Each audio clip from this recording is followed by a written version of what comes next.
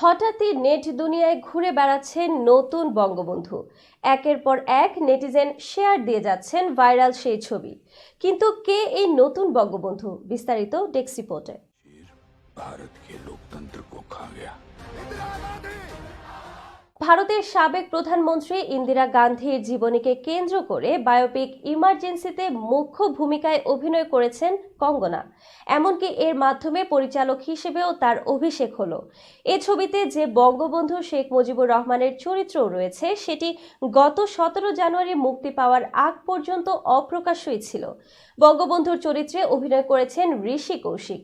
সম্প্রতি সামাজিক মাধ্যমে সিনেমাটির বিহাইন্ড দ্য সিন হিসেবে একটি ছবি শেয়ার করেছেন এই অভিনেতা, যেখানে অভিনেত্রী কঙ্গনাকে দেখা গেছে পর্দার বঙ্গবন্ধুর সঙ্গে পোজ দিতে। বিষয়টি নেটিজেনদের নজর এড়ায়নি, ইতোমধ্যে তা ভাইরাল।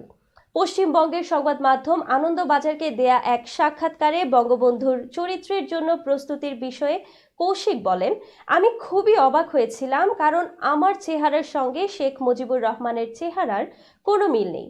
অভিনেতা জানিয়েছেন, 2022 সালে কঙ্গনার প্রযোজনা সংস্থার পক্ষ থেকে ঋষির কাছে তার কিছু ছবি চাওয়া হয়। অভিনেতা পরে জানতে পারেন যে বঙ্গবন্ধুর চরিত্রের জন্য তাকে নির্বাচন করা হয়েছে। ঋষি বলেন, আমাকে নির্বাচন করার পর চরিত্রের লুক সেট করতে একদিনের জন্যই মুম্বাই গিয়েছিলাম। মেকআপের পর নিজেকেই চিনতে পারছিলাম না। মেকআপ শিল্পীরাও বললেন যে তারা বঙ্গবন্ধুর চেহারার সঙ্গে 90% লুক মিলিয়ে দিয়েছেন। উল্লেখ্য, 1975 সালের 25 জুন থেকে পরবর্তী 21 মাস ভারতে জরুরি অবস্থা চলে। সিনেমায় সেই সময় রাজনৈতিক আবহ তুলে ধরার চেষ্টা করা হয়েছে ইমার্জেন্সিতে।